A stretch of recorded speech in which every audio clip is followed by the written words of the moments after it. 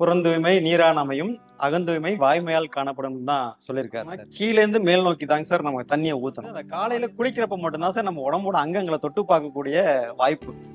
நீங்க எப்பப்ப எண்ணெய் தேய்ச்சி குளிச்ச அப்படின்னாக்கா, சார் நான் போன தீபாவளிக்கு தலைக்கு வச்சேன் சார். அட்ரினல்ங்கிறது எப்பயா தான் வரணும். ஆனா எப்பவுமே ஒரு அட்ரினல் ரஷ்ல இருந்துகிட்டே இருக்கும். எப்படி அவன் பிளெக்சிபிளா இருக்கானோ அவனோட வாழ்நாள் வந்து அதிகம் அப்படின்னு ஒரு கான்செப்ட் ஒண்ணு இருக்குங்க. எண்ணெய் படாத பாகம் என்று உடம்புல இருக்கக்கூடாது. எண்ணெய் தேய்ச்சி குளிச்சிட்டாலே அன்னைக்கு அவங்க கம்பல்சரி வெந்நீர்ல தான் குளிக்கணும். அன்னைக்கு பச்சை தண்ணி பக்கம் போயிடக்கூடாது.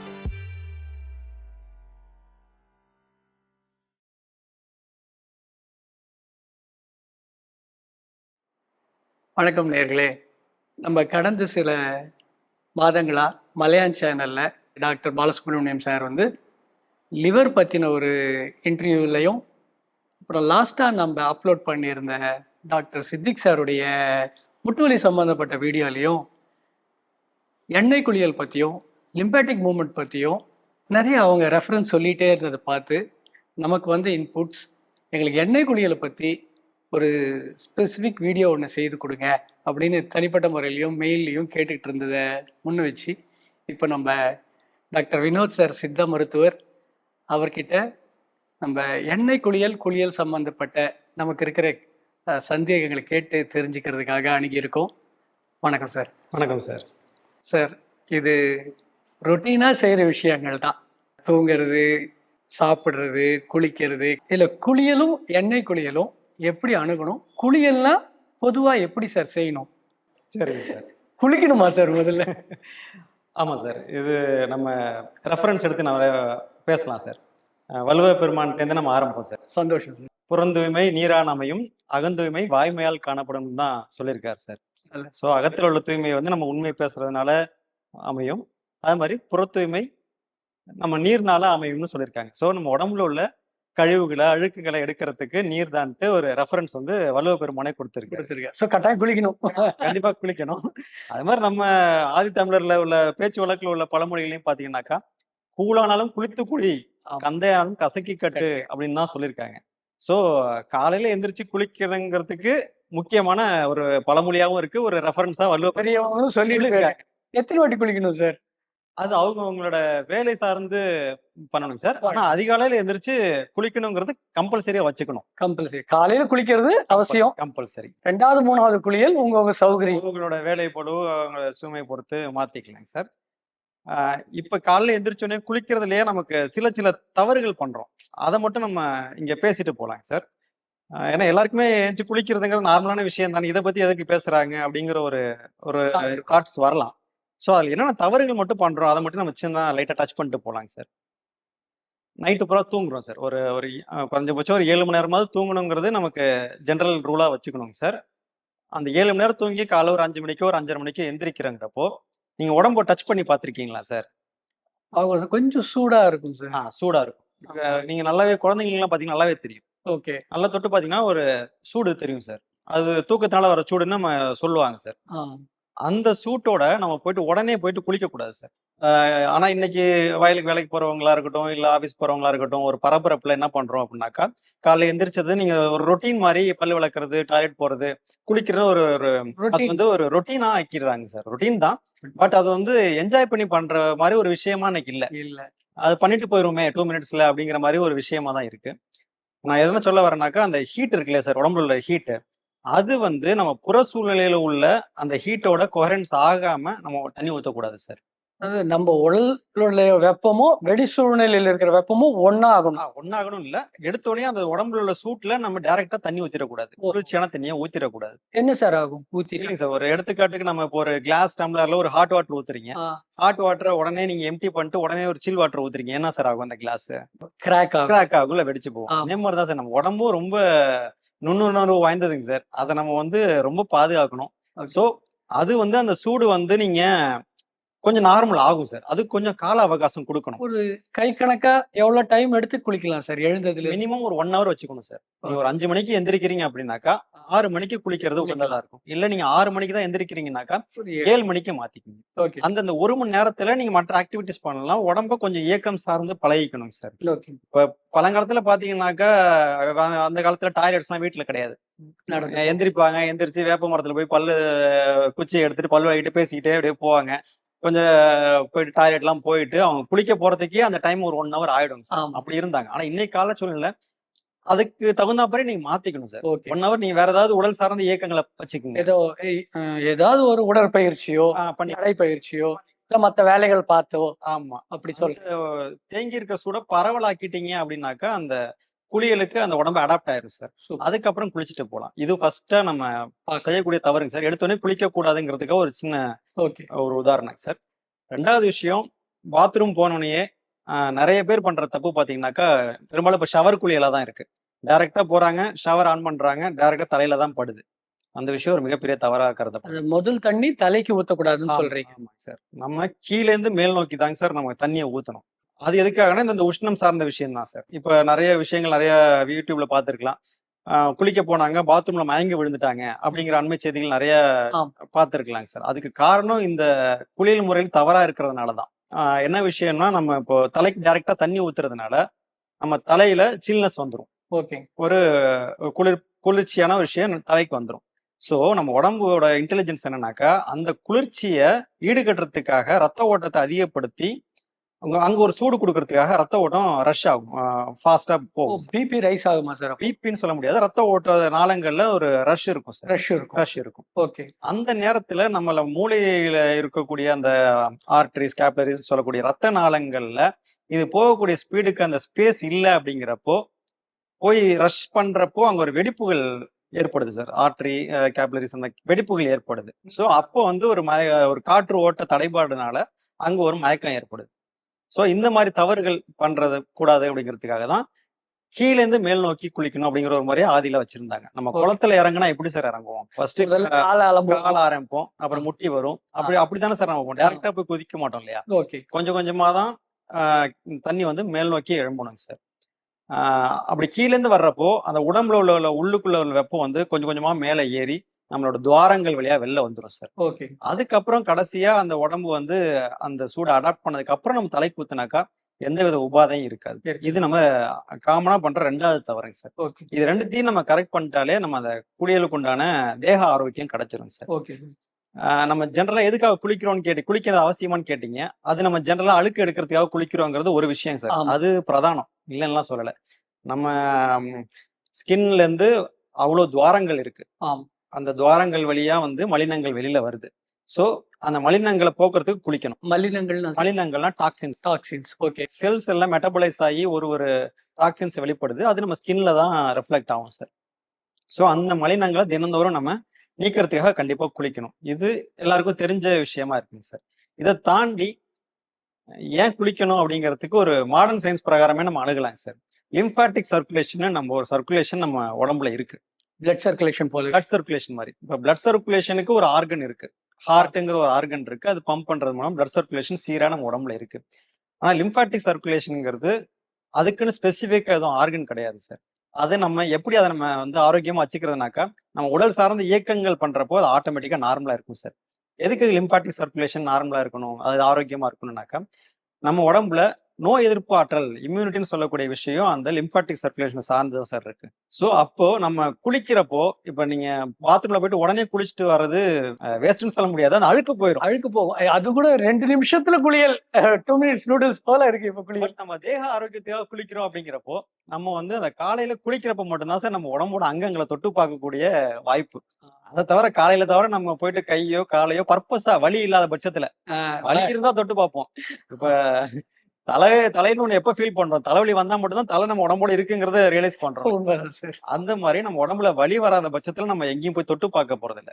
சோ நமக்கு இருக்கிற ஒரே வாய்ப்பு, நம்ம அங்கங்கள தொட்டு பார்க்கறதுக்கு குளிக்கிறது மட்டும் தான். சோ ஒரு 10லேருந்து 15 நிமிஷம் நம்ம கொஞ்சம் டைம் எடுத்து ஒரு தேகமா தேய்ச்சு நல்லா அமர தேய்ச்சு குளிக்கிறது, நம்ம அந்த லிம்பாட்டிக் சர்க்குலேஷன தூண்டி, நம்ம ஆரோக்கியத்துக்கு நல்லா இருக்கும் சார். ஸோ உள்ளேயும் ஒரு சுத்திகரிப்பு நடக்குது, வெளியிலயும் ஒரு சுத்திகரிப்பு நடக்குது. இந்த மாதிரி குளிச்சா. இந்த மாதிரி குளிச்சாக்க நீங்க சொல்ற மாதிரி எக்ஸ்டர்னலாவும் ஒரு பியூரிஃபிகேஷன் நடக்குது, உள்ளுக்குள்ளே ஒரு பியூரிஃபிகேஷன் நடக்குது. அப்போ அது பச்சை தண்ணியில குளிக்கணுமா, சுடு தண்ணியில குளிக்கணுமான்னு ஒரு பஞ்சாயத்து போயிட்டு இருக்கு சார். பெரும்பாலும் குழந்தைகள், முதியவர்களுக்கு வந்து நம்ம வெதுவெதுப்பான தண்ணீர் தான் சார் ரெக்கமெண்ட் பண்றது. பட் கால சூழ்நிலைக்கு ஏத்த மாதிரி மாத்திக்கலாம். இப்போ ஒரு வெயில் காலமா இருக்கு, உச்சி வெயிலா இருக்கு அப்படிங்கிறப்ப அன்னைக்கு போயிட்டு நம்ம வெந்நீர் ஊத்தி குளிக்கணுங்கிறது அவசியம் இல்லை. அப்போ வந்து நார்மலான டெம்பரேச்சர்ல வாட்டர் யூஸ் பண்ணிக்கலாம். பட் குளிர்காலங்கள், பனிக்காலங்கள்ல எல்லாருமே வெதுவெதுப்பான தண்ணியில குளிக்கிறது நல்லது. உடல் சார்ந்த வலிகள் போகும். ஒரு வார்ம் வாட்டர்ல குளிக்கிறப்போ அந்த ஒரு ஒரு இடத்துல ஒரு சுடுதண்ணியோ இல்ல ஒரு வெப்பமோ கொடுக்குறப்போ அந்த என்ன ஆகும் சார், டைலேட் ஆகும். டைலேட் ஆகிறப்போ அங்க உள்ள ஆற்றல் வந்து நமக்கு போஷாக்கு கொடுக்கும், நியூட்ரிஷன் கொடுக்கும். ஸோ அந்த வலிகள் வந்து குறைஞ்சிரும் சார். இந்த சுடு தண்ணியில குளிச்சா கொஞ்சம் நல்லா தூக்கம் வரும்னு சொல்றாங்களே சார், அது மாதிரி ஏதாவது குறிப்பு இருக்கா? இது இப்ப நம்ம 2 விஷயம் சொன்னோம்ல சார். ஒண்ணு டாக்ஸின்ஸ் போறது, இன்னொன்னு லிம்பாட்டிக் சர்க்குலேஷன். இன்னொன்னு வந்து இன்னொரு மாடர்ன் சயின்ஸா ஒன்று சொல்லலாம் sir. Sympathetic mode, parasympathetic mode 2 இருக்குங்க சார். நர்வஸ் சிஸ்டத்துல நரம்பு மண்டலத்திலே பாத்தீங்கன்னாக்கா sympathetic nervous system, parasympathetic nervous system sir. சிம்பத்தெட்டிக்ங்கிறது தெரிஞ்சதுதான் சார். ஃபைட் ஆர் ஃபிளைட்னு சொல்லுவாங்க. நம்மளோட ஆபத்து காலங்கள்ல நமக்கு எப்ப அவசர காலமோ அப்போ வந்து ஒரு சில ஹார்மோன்கள் ரிலீஸ் நம்மள பிளட் பிரஷரை கூட்டி நம்மள வந்து ஒரு பரபரப்பான சூழ்நிலைக்கு அடாப்ட் பண்றதுக்காக உண்டான விஷயம் அது. Adrenaline rush. Exact sir. Okay sir. அது வந்து தேவை. ஓகே. அது எப்பவுமே இருக்கக்கூடாது. எப்பவுமே இருந்தா அது நோய் நிலைக்கு போயிடும். ஓகே. அந்த காலத்துல வந்து அழகா சொல்லுவாங்க சார். வேட்டையாடுறதுக்கு மட்டும்தான் அந்த காலத்துல அட்ரினலின் ரஷ் வந்துச்சு. வேட்டையாட போனானாக்க அந்த நேரம் மட்டும்தான் அவனுக்கு அட்ரினலின் தேவை. மத்த நேரம் சும்மாவே இருப்பான். அதை காம்பன்சேட் பண்றதுக்கு தேக ஆரோக்கியத்துக்கு பாராசிம்பத்தெட்டிக் மோடுன்னு ஒண்ணு கண்டிப்பா தேவைங்க சார். அப்படின்னு என்ன சார்? பாராசிம்பத்தெட்டிக் மோடுங்கிறது ஒண்ணும் இல்லைங்க சார். நம்ம நரம்பு மண்டலத்தை சாந்தி பண்ணணும். அதை பீஸ்ஃபுல்லா வச்சுட்டு அதுக்கு வந்து இப்ப இது சிம்பத்தெட்டிக் மோடு வந்து ஃபைட் ஆர் ஃபிளைட் சொல்லுவாங்க சார். அது மாதிரி இது வந்து ரெஸ்ட் அண்ட் டைஜஷன் சொல்லுவாங்க சார். ரெஸ்ட்ங்கிறது ஸ்லீப் சார். நீங்க நார்மலா தூங்கிட்டீங்கன்னாக்கா பாராசிம்பத்தெட்டிக் மோடு வந்துடும் சார். சோ இந்த குளியல்ல பாத்தீங்கன்னாக்கா அந்த பாராசிம்பத்தெட்டிக் மோடு கொஞ்சம் வரதுக்கு உண்டான வாய்ப்புகள் இருக்கு. ஏன்னா நீங்க வெந்நீர்ல குளிக்கிறப்போ ஆட்டோமேட்டிக்கா ஒரு உடல் சோர்வு தணிஞ்சு தூக்கத்துக்கு உண்டான நிலை வர்றப்போ நம்ம பாராசிம்பத்தெட்டிக் மோடு அழகா இருந்து நம்ம தேக ஆரோக்கியத்துக்கு நலன் பயக்கக்கூடியதா கண்டிப்பா இருக்கும். அப்போ ஈவினிங்ல குளிக்கிறது வேணா ஒரு வார்ம் வாட்டர்ல குளிச்சா நல்லபடியா ஒரு தூக்கத்துக்கும் அது சப்போர்ட் பண்ணும். நிச்சயமா சப்போர்ட் பண்ணும் சார். நாங்க உங்களை அணுகுனது எண்ணெய் குளியலுடைய முக்கியத்துவம். ஆனா குளியல் ஆரம்பிக்காம நேரா எண்ணெய் குளியலுக்கு போறதுக்கு வாய்ப்பு இல்லை. அதனாலதான் நாங்க ஒரு சாதாரண குளியல்னா எப்படி இருக்கணுங்கிற கேள்வியோட ஆரம்பிச்சோம். நீங்க அதுக்கு ரொம்ப நல்ல விளக்கம் கொடுத்தீங்க. இப்ப எண்ணெய் குளியல்னா என்ன சார்? சார், எண்ணெய் குளியல்ங்கிறது நம்ம ஆதி தமிழர் முறையில ஒரு வாழ்வியல் முறையா இருந்த விஷயம்.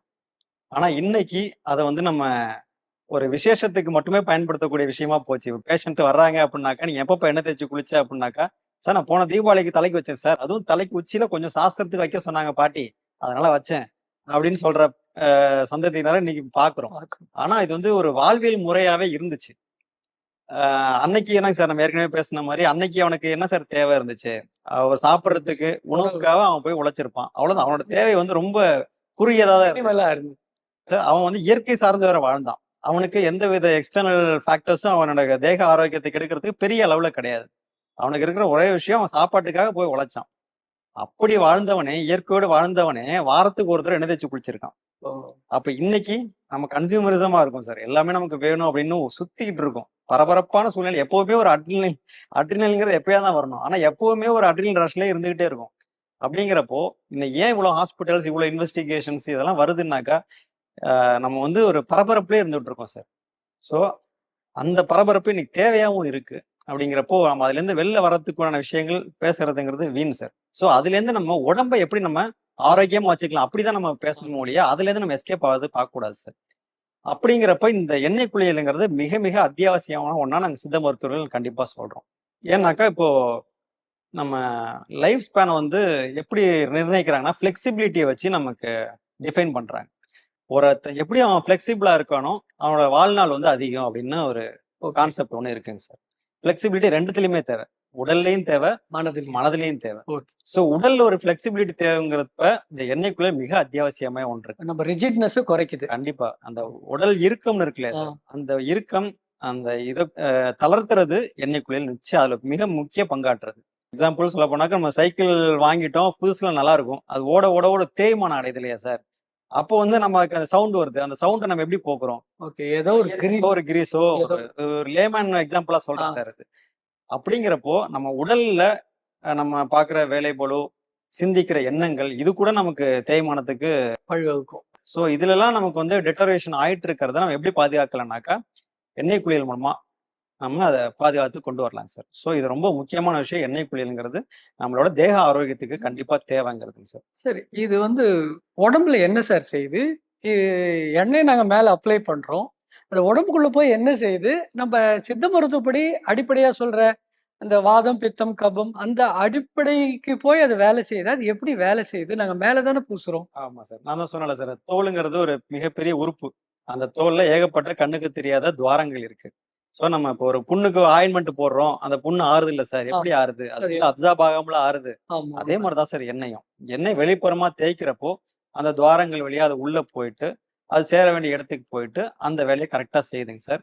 சித்த மருத்துவ பிரகாரம் நோய்க்கு வந்து ஒரு முக்கியமான காரணம் ஆமம்னு ஒண்ணு சொல்லியிருப்பாங்க. ஆமாம். ஆமம்ங்கிறது அன்டைஜஸ்டடான விஷயங்கள். அதாவது செரிக்க முடியாத விஷயங்கள் எதுவா இருந்தாலும் நம்மளால உடம்புல போய் தங்கிருச்சுனாக்க அது நோய் நிலையா மாறுங்க சார். ஓகே. அது உணவுன்னு மட்டும் இல்ல. செரிக்கக்கூடியதுன்னா உணவு மட்டும் பார்க்க வேண்டாம். செரிக்கக்கூடியது எண்ணங்களா கூட இருக்கலாம். So thoughts as well as as food. Well as food. அது எதுவாயினும் அது வந்து செரிக்கப்படல அப்படின்னா, அசிமுலேட் ஆகல அப்படின்னாக்கா, அது போய் நம்ம டிஷ்யூல போய் பாதிக்குங்க சார். ஓ! டிஷ்யூல போய் உட்கார்ந்துக்கும். அது உட்கார்ந்துரும். அது வெளியில போகாது. வெளில போகாது. ஓகே. ஸோ அத வந்து நம்ம எடுக்கணும்னாக்கா, எண்ணெய் குளியல் மிக அவசியம் சார். எண்ணெய் குளியலோட சித்த மருத்துவ தாத்பரியமா என்ன சொல்லுவாங்கன்னா, ஆமத்த எரிக்கிறதுக்காக கண்டிப்பா எண்ணெய் தேய்ச்சு குளிக்கணும்னு ஒரு ப்ராசஸ் ஒண்ணு சொல்லுவாங்க சார்.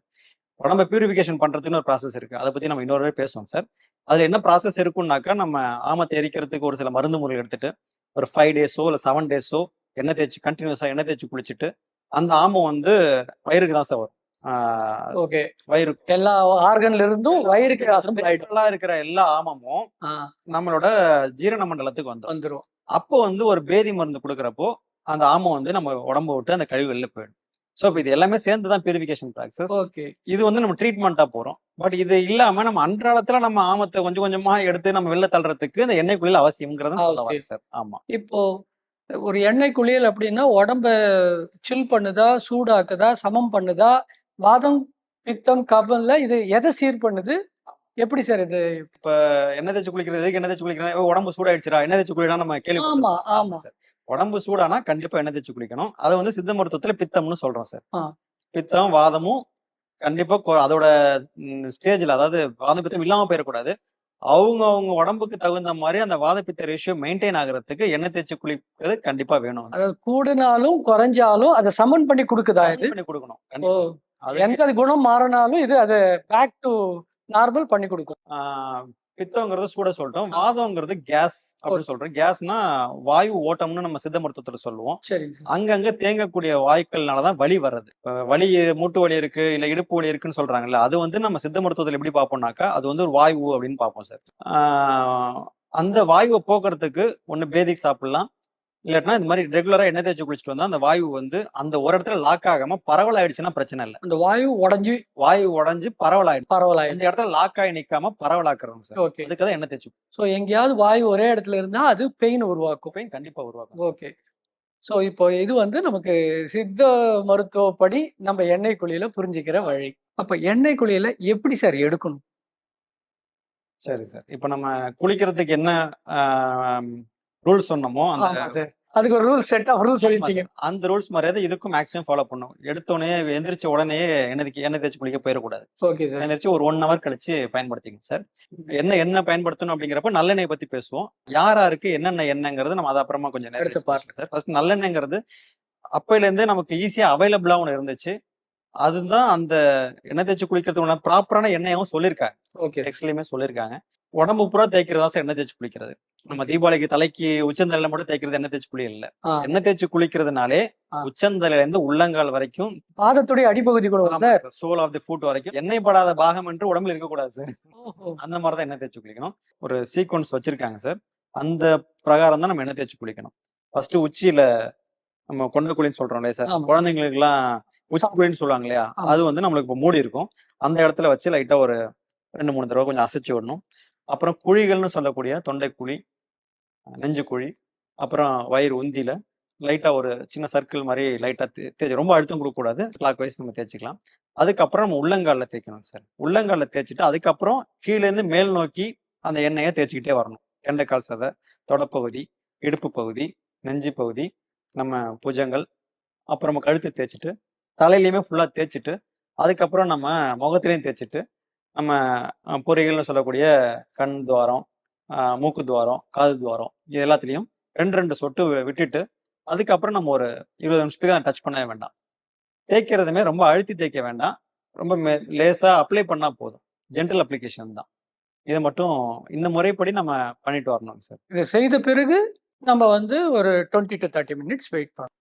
டைம் டியூரேஷன் ஒண்ணு ஃபிக்ஸ் பண்ணிக்கலாம் சார். அதாவது ரொம்பவும் அதிகமா இருக்கக்கூடாது, ரொம்பவும் கம்மியா இருக்கக்கூடாது. ஸோ 20 நிமிஷத்துலேருந்து 1/2 மணி நேரமோ இல்ல அதிகபட்சம் 40 நிமிஷம் சொல்லுவோம் சார். அதுக்கு மேல சொல்ல மாட்டோம். அதுக்கு மேல ஊறக்கூடாது. ஆமா சார். 20 to 30 மினிட்ஸ் அந்த டைரக்ட்டான சன்லைட் இல்லாம ஒரு வெதுவெதுப்பான சன்லைட்ல நம்ம வெயிட் பண்ணிட்டு. வெயிட் பண்ணியிருக்கோம். இதுதான் ஆக்சுவலா நம்ம எண்ணெய அப்ளை பண்ண வேண்டிய ப்ரொசீஜர். ப்ரொசீஜர் ஆமா சார். சார் இப்போ நீங்க சொன்ன மாரி எண்ணெய் தேய்ச்சுட்டோம். ஒரு 20 நிமிஷத்துலருந்து 1/2 மணி நேரம் நாங்க வெயிட் பண்ணிட்டு குளிக்க போறோம். சுடு தண்ணியோ, பச்சை தண்ணியோ, அ முக்கியமா சுடு தண்ணியா இருந்தா நல்லா இருக்கும் அப்படிங்கிறது புரியுது.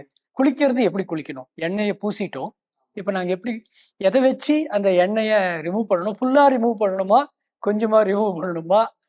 இந்த டைம் டியூரேஷன் சொல்லிட்டோங்க சார். அதிகபட்சம் ஒரு 40 நிமிஷம் வச்சிருந்து, எண்ணெய் தேய்ச்சு குளிச்சுட்டாலே அன்னைக்கு அவங்க கம்பல்சரி வெந்நீர்ல தான் குளிக்கணும். அன்னைக்கு பச்சை தண்ணி பக்கம் போயிறக்கூடாது. போகக்கூடாது. ஓகே. வெந்நீர்ல தான் குளிக்கணும். அந்த வச்சிருக்க எண்ணெய் வச்சிருக்காங்க இல்லைங்க சார், அந்த டைம் டியூரேஷனுமே வந்து டைரக்ட்டான சன்லைட் வந்து அவங்க உடம்புல படக்கூடாது. தேய்ச்சதுக்கு அப்புறம் ஒரு டைம் பீரியட் இருக்கு இல்லையா? அந்த டைம் பீரியட்ல டைரக்ட்டான சன்லைட்லயும் போய் நிக்கக்கூடாது. உள்ள ரூம்லயும் போயிட்டு அடைஞ்சிருக்க கூடாது. அந்த வெயிலோட தாக்கம் அவங்க உடம்புல லேசா அந்த வெதுவெதுப்பு பட்டுட்டே இருக்கும். அப்பதான் அந்த அப்சார்ப்ஷன் அந்த ஆயிலோட அப்சார்ப்ஷன் வந்து அவங்க ஸ்கின்ஸ் வழியா உள்ள போகும். ஸோ அப்ப மரத்துக்கு கீழ நிப்பாங்க இல்லைங்க சார். இப்ப வெயிலோட தாக்கம் வந்து டைரக்ட்டா நிக்காம மரத்து நிழலுக்கு கீழ நின்னீங்கனாக்கா, அந்த தாக்கம் படும் இல்லையா? அந்த மாரி அவங்க வீட்ல என்ன வாய்ப்பு இருக்கோ, அந்த இடத்துல நின்னுக்க வேண்டியதுதான் சார். நின்னுட்டு அதுக்கப்புறம் வெந்நீர்ல தான் குளிக்கணும் சார். அதுல எந்த வித மாற்று கருத்தும் இல்ல. பச்சை தண்ணில குளிச்சிராதீங்க. குற்றமாயிடும். இப்ப அந்த மாரி ஒரு ச வெப்பத்துல நின்னுட்டு வெந்நீருக்கு குளிக்க வர்றப்போ, பொதுவா நம்ம வந்து அரப்பு தூள்னு சொல்லுவோம் சார். அரப்பு தூள்னு சொல்லி தான் நம்ம அந்த எண்ணெய் குளியல முடிக்கணும். அரப்புத்தூள். அரப்பு தூள். இல்ல நலுங்கு மாவுன்னு சொல்லலாம். நலுங்கு மாவு செஞ்சு வச்சுக்கலாம். சீக்காத்தூள்னு சீயக்காய் தூள்னு சொல்லுவாங்க சார். இல்லாட்டினா நீங்க இப்ப சித்த மருந்துகள்ல அந்த பஞ்சகற்ப குளியல் சூர்ணம்னே விக்கும் சார். ஓஹோ! அதுவுமே ரொம்ப நல்லது. எந்த நோய்களுமே வராது. அத கூட தேய்ச்சு குளிச்சீங்கன்னா, எந்த நோய்களுமே வராதுன்னு டெக்ஸ்ட் ரெஃபரன்ஸ் இருக்கு. அப்படிங்கிறப்ப இந்த மாரி நெறைய பொடிகள் இருக்கு. அந்த பொடிகள வச்சு குளிச்சீங்க அப்டின்னாக்கா, ஆ அந்த எண்ணெய் குளியல் முழுமைத்துவமா பெறும் சார். டைரக்ட்டா அரப்பு தூள்ல லைட்டா தேய்ச்சுட்டு மறுபடியும் அதே மாரி கால்ல இருந்து தான் குளிக்கணும். அப்படிதான் சார். அப்படிதான் தேய்க்கணும். ஓகே. தேய்ச்சுட்டு ஆ. வெந்நீர் ஊத்தி குளிக்கிறது தான் கரெக்ட்டான முறையில முடிக்கிறதா இருக்குங்க சார். Okay sir. பட் இன்னைக்கு காலகட்டத்துல அரப்புத்தூள் என்னால முடியல அப்படின்னு சொல்ற பேஷண்ட் கேட்கிறதா சார் காமன் பிராக்டிகல் டிஃபிகல்டிஸ்ன்னு இருக்கு சார். அப்படிங்கிறப்போ சரி முடியாத பட்சத்துக்கு வேணா நம்ம வந்து சோப்போ ஷாம்போ பயன்படுத்திக்க சொல்லுவோம் சார். அதுல எஃபெக்ட் குறைஞ்சிருமான்னா நிச்சயமா குறையும் சார். அரப்புத்தூள்ல ஒரு 100% எஃபெக்ட் கிடைக்குது அப்படின்னாக்கா இதுல எஃபெக்ட் கிடைக்காம போயிடாது. ஒரு 70% ஒரு 80% எஃபெக்ட். எப்படி சார்? சார் இயற்கை சார்ந்த ஒரு விஷயம் பண்றப்போ நம்ம இயற்கை சார்ந்து முடிக்கிறது தான் கொஞ்சம் நியாயமா இருக்கும். ஓகே. அதனால அது குடுக்குற பெனிஃபிஷியல்ஸ் ஷாம்புல நம்மளுக்கு கிடைக்காது. கிடைக்கிறது கம்மியா தான் சார் இருக்கும். அதனால வேண்டான்னு சொல்லுவாங்க. அப்படி சொன்னோம்னாக்கா அந்த ப்ராசஸே ஸ்கிப் பண்ணிடுவாங்க சார். எண்ணெய் குளியல்ங்கிற விஷயத்தையே அவங்க லைஃப்ல இருந்து தூக்கிருவாங்க. அதனால நம்ம கொஞ்சம் ஃப்ளெக்சிபிலிட்டியா ஒரு சில விஷயங்கள் பண்ணிக்கிறது நல்லது சார். ஆக்சுவலி சுத்தமா செய்யாம இருக்கிறதுக்கு ஏதாவது செய்யுங்கன்னு சொல்றீங்க. ஆமா சார். கண்டிப்பா. பகல் பொழுதுல எண்ணெய் தேய்ச்சு குளிக்கணும். எம்ப்டி ஸ்டொமக் கண்டிஷன்ல தான் இருக்கணுமா? இல்ல சாப்பிட்டு குளிக்கிறதுனா எவ்வளவு நேரம் கழிச்சு எண்ணெய் தேய்ச்சு குளிக்கலாம்? அது மாரி ஏதாவது ரெஸ்ட்ரிக்ஷன்ஸ் இருக்கா? சாப்பிட்டு குளிக்கலாம், சாப்பிடாம தான் குளிக்கணும் அப்படின்னு. ஆமா சார். வெறும் வயித்துல தான் குளிக்கணும். என்ன சொன்னோம், கூழானாலும் குளித்து குடின்னு தான் சொன்னாங்க. குளிச்சுட்டு தான் கூழ் குடிக்கிறப்போ, எண்ணெய் தேய்ச்சு குளிக்கிறப்போ கண்டிப்பா எம்ப்டி ஸ்டொமக்ல தான் சார் குளிக்கணும். Okay sir. நம்ம சாப்பிட்டோம் அப்படின்னாக்கா, அதுக்கப்புறம் ஒரு 1 ஹவருக்கு நம்ம நகர முடியாது இல்லையா? இப்ப சாப்பிடுறீங்க, எடுத்தோனே வேலைக்கு போயிற முடியுமா? ஒரு டயர்ட்னஸ் இருக்கும்ல. எதுக்காகனாக்கா, நம்ம உடம்பு வந்து ரொம்ப இன்டெலிஜென்ட்டான ஒரு விஷயங்க சார். அந்த சாப்பாட செரிக்கிறதுக்காக நம்மளோட டோட்டல் ஆற்றலையும் அது வயிறு நோக்கி தள்ளும். ஸோ டைஜஷனுக்கு தான் நமக்கு ஃபர்ஸ்ட் பிரையாரிட்டி குடுக்கும் அந்த நேரத்துல பாடி. ஸோ அதனால தான் ஒரு உண்ட மயக்கம் தொண்டனுக்கும் உண்டுன்னு ஒரு ப்ராவர்பே உண்டு இல்லைங்க சார். ஆட்டோமேட்டிக்கா நம்ம வயிறுக்கு எல்லா ஆற்றலும் நமக்கு ஒரு சேர அங்க போயிறதுனால, பெரிஃபரலா நம்ம கொஞ்சம் டயர்டா தான் இருப்போம் சார். ஓகே. ஸோ அதனால ஒரு 2, 3 ஹவர்ஸ் கழிச்சு தான் நம்ம நார்மல் குளியல் குளிக்க சொல்லுவோம் சார். சாப்பிட்ட உடனே குளிக்காதீங்க. ஆ. உடம்புக்கு பிரச்சனைன்னு சொல்லுவாங்கல்ல. குளிக்கிறதுக்கே சொல்றேன். பட் நான் எண்ணெய் தேய்ச்சு குளிக்கிறது கண்டிப்பா நீங்க எம்ப்டி ஸ்டமக்ல தான் சார் குளிச்சாகணும். ஆ. அதனால தான் நான் 8 மணிக்குள்ள குளிங்கன்னு சொல்றேன். 8 மணிக்குள்ள 8 குளிக்க மணிக்கு குளிங்கன்னு சொல்றேன் நானு. அதுக்கப்புறம் நீங்க அன்னைக்கு எண்ணெய் தேய்ச்சு குளிக்கிறத பத்தி யோசிக்கவே கூடாது. யோசிக்கவே கூடாது. யோசிக்கவே கூடாது. மறுநாள் குளிச்சுக்கலாம். மறுநாள் போயிடலாம். இதுக்கு எதுவும் கிழமை, நேரம், காலையில குளிக்கலாம், மத்தியானம் குளிக்கலாம், ஈவினிங் குளிக்கலாம். இப்போ எண்ணெய் குளியல் வந்து சாயங்கால நேரத்துல குளிக்கலாம். அப்படியெல்லாம் ரிலாக்சேஷன் இருக்கா? இல்ல சார். இல்ல. இதுல மட்டும் சின்னதா ஒரு ரூல்ஸ் இருக்கு. ரூல்ஸ் இருக்கு. ஆக்சுவலா ரொம்ப ரூல்ஸ ஸ்ட்ரிக்ட் பண்ணி பார்த்தோம்னாக்கா, ஒரு காலகட்டத்துக்குமே சூரியன் உதயமாகி இத்தனை நாளிகைக்குள்ள குளிக்கணும்னு ஒரு ரூல்ஸ்லாம் வச்சிருக்காங்க சார். கார்காலம், குளிர்காலம், முன்பனிக்காலம், பின்பனிக்காலம், இளவேனில், முதுவேனில்னு ஒரு 6 காலம் இருக்குல்ல சார். ஆமா. ஒரு காலத்திலயும் உதயம் ஆகி இத்தனை நாளிகைக்குள்ள குளிக்கணும்னு ஒரு ரூல்ஸ் வச்சிருக்காங்க. கஷ்டம் சார். இனி இது என்ன காலம்னே தெரியாம இருக்க ஜெனரேஷன் இது. அப்படிங்கிறப்போ நம்ம அந்த டைம் டியூரேஷனுக்குள்ள இதை கொண்டு வர முடியாதுங்க சார். ரூல்ஸ் இருக்கு. Okay sir. பட் அத பண்ணிட்டுமே ஸ்ட்ரிக்ட் பண்ணிட்டு இருந்தோம்னாக்கா நம்ம எண்ணெய் குளியல் எடுக்கிறது முடியாத விஷயம் சார். ஆ. சோ நம்ம சொன்ன மாதிரி காலைல எந்திரிச்சு ஒரு 1 ஹவர் கழிச்சு உடம்புல எண்ணெய் தேய்ச்சிக்க ஆ. வித்தின் ஒரு 7:30, 8க்குள்ள எண்ணெய் தேய்ச்சி குளிச்சிடணும் சார். அதுக்கு மேல வேண்டாம். சூரியனுடைய உச்சிக்கு போற அளவுக்குலாம் நம்ம எண்ணெய் தேய்ச்சி குளிக்க கூடாது. குளிக்கிறார். காலைல ஒரு 8 மணிக்குள்ள குளிச்சுக்கிறது உடம்பு தேக ஆரோக்கியத்துக்கு நல்லது. இப்போ யாருக்கு எந்த எண்ணெய்ன்னு ஏதாவது இருக்கா சார்? இப்ப நீங்க நல்லெண்ணெய பார்த்துடலாம்னு சொல்லிட்டீங்க. வேற ஏதாவது எண்ணெய் ஆப்ஷன்ஸ் இருக்கா? எல்லாருக்குமே சூட்டபிள் ஆகுற எண்ணெய் நல்லெண்ணெய்ங்கிறனால அத பத்தி பேசுறோமா? சார் இது நல்லெண்ணெய்ங்கிறது நம்ம ஈஸியா அவைலபிள்னு ஒண்ணு சொல்லிட்டோம் சார். இப்போ நீங்க வாதப்பித்த கபத்தை பத்தி கேட்டிருந்தீங்க இல்லையா? ஆமா சார். இது வந்து நம்ம தேகம் சார்ந்த குளியல்னு ஒன்று இருக்கு. இது நம்ம ஜெனரல் ரூலா தான் பேசணும். எண்ணெய் குளியல் அப்படின்னு பேசணும். ஆமா. தேகம் சார்ந்ததுன்னு ஒன்று இருக்கு சார். ஓகே. அது வந்து இப்ப நீங்க ஒருத்தர் வாத தேகமா இருக்கலாம், இல்ல பித்த தேகமா இருக்கலாம், இல்ல கப தேகமா இருக்கலாம். ஆ. இது டைரக்டா உங்களுக்கு புரியலனா கூட நீங்க உங்கள் பக்கத்துல உள்ள சித்த மருத்துவர்ட்ட போய் கேட்டீங்கன்னாக்கா அவங்களே சொல்லுவாங்க சார். ஓகே. ஸோ இப்போ வாத தேகமா இருந்தாங்கன்னாக்கா அவங்களுக்கு வந்து உடம்புல ஈஸியா வலி வரக்கூடிய நிலையில இருப்பாங்க சார். ஓகே. ரொம்ப ஒல்லியா இருப்பாங்க. எந்த விஷயமும் பொறுமையா செய்ய மாட்டாங்க. படபடன்னு செய்வாங்க. அதாவது பரபரப்பா இருப்பாங்க. பரபரப்பா செய்வாங்க. எந்தவித அடுத்த வேலையுமே இருக்காது. ஆனா செய்யக்கூடிய வேலையை நிதானம் இல்லாம பரபரன்னு செஞ்சு முடிச்சுட்டா தான் அவங்க அடுத்தடுத்த வேலை போயிட்டே இருப்பாங்க. ஸோ அவங்க வந்து வாத தேகம்னு சொல்லுவோம். பித்தம்ங்கிறது அவங்க மாடரேட்டான பாடிங்க சார். அவங்க நேச்சுரலா அவங்க ஸ்பீட்ல செய்வாங்க. அவங்கள்ட்ட ஒரு பெர்ஃபெக்ஷனோ இல்ல ஒரு தீர்க்கமான முடிவோ ஒண்ணு இருக்கும். கபம்ங்கிறவங்க என்னதான் பரபரப்பாகக்கூடிய சூழ்நிலை இருந்தாலும் அவங்க நினைச்சதுதான் ஸ்பீடு. இடியே இடிஞ்சாரு. ஆமா. அந்த டைப். அந்த மாதிரி ஒரு தேகம் வந்து கப தேகம்னு சொல்லுவோம். ஸோ இந்த 3 வகையா பிரிப்போம். ஓகே. இந்த 3னா இவங்க வாத தேகம்னு ஸ்ட்ரிக்ட்டா அந்த ஒரு இதுல மட்டும் இருக்க மாட்டாங்க. காம்பினேஷன்லயும் இருப்பாங்க. வாத பித்த தேகமா இருக்கலாம். ஓகே. இல்ல கப வாதமா இருக்கலாம். இல்ல பித்த கபமா இருக்கலாம். காம்பினேஷன்ல நிறைய தேகம் மாறும். மாறும். சித்தா டாக்டர்ஸ் வந்து நீங்க ஆள அவங்க நாடி கான்ஸ்டிடியூஷன் என்னன்னு ஒண்ணு பிசிக்கலா வச்சு கண்டுபிடிக்கலாம். இல்ல அவங்களோட எண்ணங்கள் வச்சு கண்டுபிடிக்கலாம். இல்ல நாடி பார்த்து கண்டுபிடிக்கலாம். இந்த மாதிரி கண்டுபிடிக்கிற மெத்தட்ஸ் இருக்கு. ஸோ அத நீங்க பக்கத்துல உள்ள சித்தா டாக்டர்ஸ்ட்ட போய் கேட்டு தெரிஞ்சுக்கலாம். ஸோ அத வச்சுட்டு இப்ப நான் சொன்னேன்ல சார், இப்ப வாத தேகம்னு எடுத்துட்டோம்னாக்கா, அவங்களுக்கு வந்து வாதத்தை குறைக்கக்கூடிய எண்ணெய்களா குடுக்கணும் சார். பித்தமா இருந்துச்சுனாக்கா சூடு ஏற்கனவே சூடுன்னு பேசியிருக்கோம். அவங்க லாஜிக்கலா திங்க் பண்ணி இன்னும் சூடு அதிகமாயிட்டே தான் இருக்கும். ஸோ அந்த பித்தத்தை குறைக்கிறதுக்கு அவங்களுக்கு என்ன எண்ணெய் தேவை அப்படிங்கிறத நம்ம கேட்டு தெரிஞ்சுக்கலாம். ஸோ மெடிக்கேட்டட் ஆயில்ஸ் நிறைய இருக்குங்க சார். இருக்கு. சுக்கு தைலம், அரக்கு தைலம், பொன்னாங்கண்ணி தைலம். தலை குளிச்சாலே எனக்கு ஜலதோஷம் வந்துடுதுன்னு சொல்றாங்க. பட் அந்த மாதிரியான பீப்புளுக்குமே சில எண்ணெய்கள் இருக்கு இல்லையா? ஆமா இருக்கு சார். நிச்சயமா இருக்கு. இப்ப ஏன் நிறைய பேர் எண்ணெய் தேய்ச்சு குளிக்கிறது இல்ல அப்படின்னாக்கா, நான் எண்ணெய் தேய்ச்சு குளிச்சேன் சார். அன்னைக்கு வந்து எனக்கு உடம்பு சூடாயிடுச்சு. இல்ல அன்னைக்கு மூக்குல தண்ணியா ஊத்துச்சு. இல்ல எனக்கு வயிறு சார்ந்த வலி வந்துச்சு அப்படின்னு ஏதோ ஒரு பயத்தினால ஒரு ஃபோபியா மாரி ஆகி அவங்களுக்கு அந்த ப்ராசஸே ஸ்கிப் பண்ணிடுவாங்க. அது ஏன் அந்த வலி வந்துச்சு அப்படின்னு புரிஞ்சுக்கிட்டாங்கனாக்கா, புரிய வைக்கணும் சார். புரிய வச்சுட்டோம்னாக்கா அவங்க அத ஃபாலோ பண்ணி தான் ஆகணும். ஃபாலோ பண்ணாங்கன்னா தான் அவங்க அந்த நோய் நிலையிலேருந்து வெளில வர முடியும் சார். ஸோ ஆல்ரெடி இப்ப எண்ணெய் தேய்ச்சி குளிக்கும்போது இது போல ஏதோ ஒரு சிம்டம் காமிக்குதுன்னா அந்த சிம்டத்துக்கு உண்டான மூல பிரச்சனையை சரி பண்றதுக்கே எண்ணெய் குளியல் அவசியம். கண்டிப்பா அவசியம் சார். இப்போ உதாரணத்துக்கு சொல்ல போனோம்னாக்கா, நான் இப்ப சொன்னேன்ல சார், நம்ம எண்ணெய் தேய்ச்சு குளிச்சா அன்னைக்கு வந்து ஒரு கண் எரிச்சல் இருக்கு. இல்ல ஆசன வாயில சூடா இருக்க மாதிரி இருக்கு அப்படின்னு பேஷண்ட் வருவாங்க சார். அவங்கள்ட்ட என்ன சொல்றதுனாக்கா, உங்க உடம்புல இத்தனை நாளா தேங்கிக்கிட்டு இருந்துச்சுல சார் சூடு. எண்ணெய் தேய்ச்சு குளிச்சிட்டீங்க.